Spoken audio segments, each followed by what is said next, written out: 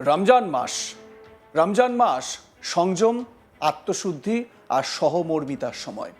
সেই সময়ই উত্তর ভারতের এক শহরে ঘটে গেল এমন এক ঘটনা যা শুধু একটি ব্যক্তিগত নির্যাতনের অভিযোগ নয়, বরং সাম্প্রদায়িক সম্পর্ক, আইনের শাসন, ধর্মীয় স্বাধীনতা এবং সামাজিক সহাবস্থানের প্রশ্নকে নতুন করে সামনে এনে দিল।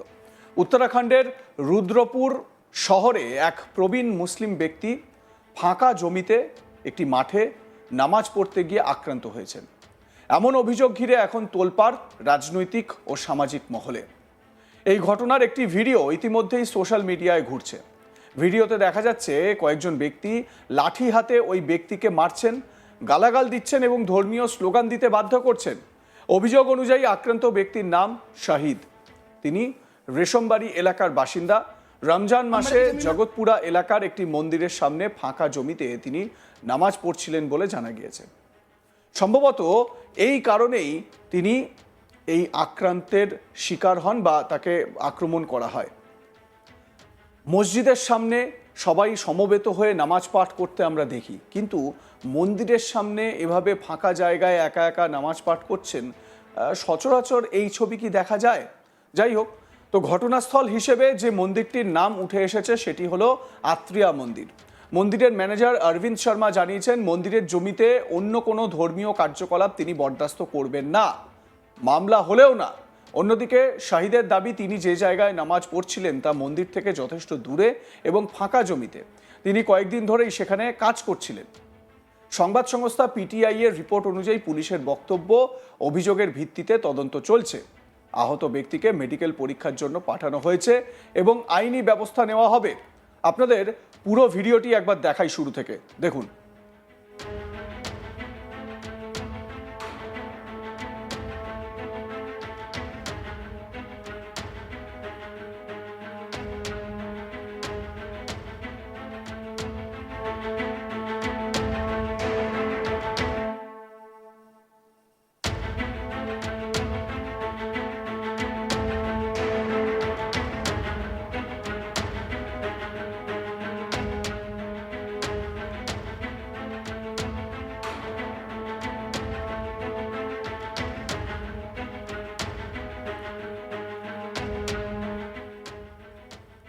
পুলিশ সূত্রে জানা গিয়েছে, জগৎপুরা এলাকায় রমজানের নামাজ পড়ছিলেন শাহিদ। হঠাৎ কয়েকজন ব্যক্তি এসে তাকে মারধর করে এবং ধর্মীয় স্লোগান দিতে বাধ্য করে, এমনই অভিযোগ। ভিডিও ফুটেজে লাঠি দিয়ে আঘাত এবং অশ্রাব্য ভাষায় গালাগালি দৃশ্য দেখা যাচ্ছে বলে দাবি উঠেছে। শাহিদের কথায়, তিনি বহুদিন ধরে ওই এলাকার কাজে ব্যস্ত ছিলেন বা কাজ করছিলেন। নামাজের সময় হলে কাছাকাছি ফাঁকা জায়গায় দাঁড়িয়ে প্রার্থনা করছিলেন। তার দাবি, তিনি কারো অনুভূতিতে আঘাত করার উদ্দেশ্যে সেখানে যাননি। ঘটনার পর স্থানীয় মুসলিম সম্প্রদায়ের সদস্যরা শাহিদকে নিয়ে থানায় যান এবং লিখিত অভিযোগ দায়ের করেন। অভিযোগে বলা হয়েছে, অভিযুক্তদের মধ্যে একজন নাকি জানে শেষ করে দেওয়ার মামলায় দোষী সাব্যস্ত এবং বর্তমানে প্যারোলে বাইরে আছেন। এই দাবি কতটা সত্য তা পুলিশি তদন্তেই পরিষ্কার হবে। অন্যদিকে এই ঘটনার পর হাতজোড় করে ক্ষমা প্রার্থনা চান শাহিদ। দেখাবো সেই ভিডিওটিও। जमीन में तू नमाज कैसे पढ़ रहा है? मंदिर के सामने कैसे पढ़ रहा है नमाज? उठ खड़ा। नाम बता, तेरा नाम क्या है? नाम शाहिद है? शाहिद। कहाँ रहता है? यही रहता हूँ रेशमबाड़ी में। नमाज अंबर की जमीन में तू नमाज कैसे पढ़ रहा है? मंदिर के सामने कैसे पढ़ रहा है नमाज? उठ खड़ा। खड़ा राम भाग जाए यहाँ से, भाग। अंबर की जमीन में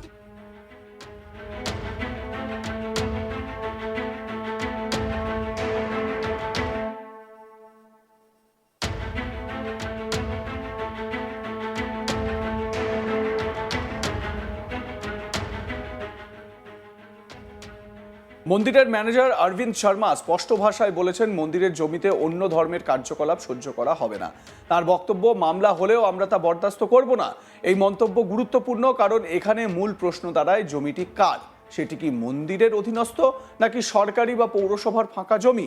যদি সেটি সত্যি মন্দিরের ব্যক্তিগত বা ট্রাস্টের জমি হয়, তাহলে জমির মালিকানার প্রশ্ন আলাদা। কিন্তু যদি তা সরকারি বা উন্মুক্ত জমি হয়, তাহলে সেখানে প্রার্থনা করার অধিকার নিয়ে ভিন্ন আলোচনা দরকার।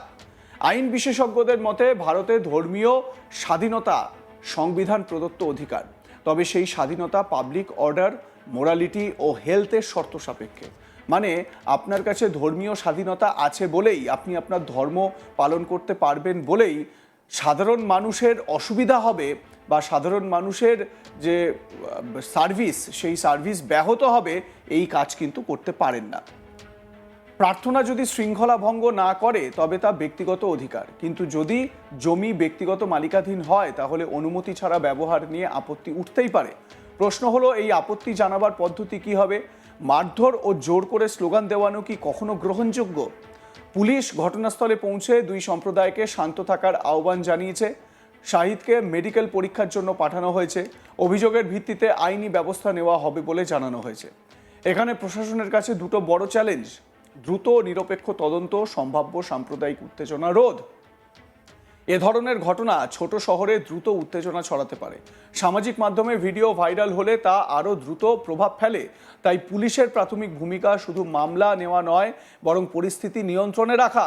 স্থানীয় পৌর কাউন্সিলর পারভেজ কুরেশি এই ঘটনাকে অগ্রহণযোগ্য বলে মন্তব্য করেছেন।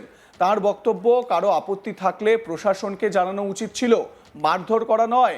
তিনি নিরপেক্ষ তদন্ত ও কঠোর শাস্তির দাবি করেছেন। অন্যদিকে বিরোধী রাজনৈতিক দলের নেত্রী সোফিয়া নাজ বলেছেন এই ঘটনা সামাজিক সম্প্রীতির পরিপন্থী। তিনি বলেছেন আইন শৃঙ্খলা রক্ষা করা রাজ্য সরকারের দায়িত্ব এবং ধর্মের নামে হিংসা সংবিধানের চেতনার বিরুদ্ধে। তিনি দ্রুত ন্যায় বিচারের দাবি জানিয়েছেন।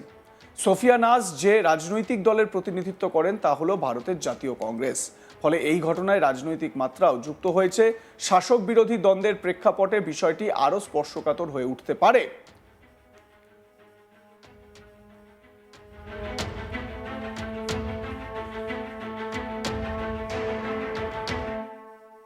अंबर की जमीन में तू नमाज कैसे पढ़ रहा है? मंदिर के सामने कैसे पढ़ रहा है नमाज? उठ खड़ा हो। नाम बता, तेरा नाम क्या है? नाम शाहिद है? शाहिद नाम कहाँ रहता है? यही रहता हूँ रेशमबाड़ी में। नमाज अंबर की जमीन में तू नमाज कैसे पढ़ रहा है? मंदिर के सामने कैसे पढ़ रहा है नमाज? उठ खड़ा हो। खड़ा हो राम। भाग जा यहाँ से, भाग यहाँ से। अंबर की जमीन में तू नमाज कैसे पढ़ रहा है? मंदिर के सामने कैसे पढ़ रहा है नमाज? उठ खड़ा हो। नाम बता, तेरा नाम क्या है? नाम शाहिद है? शाहिद नाम कहाँ रहता है? यही रहता हूँ रेशमबाड़ी में। नमाज अंबर की जमीन में तू नमाज कैसे पढ़ रहा है? मंदिर के सामने कैसे पढ़ रहा है नमाज?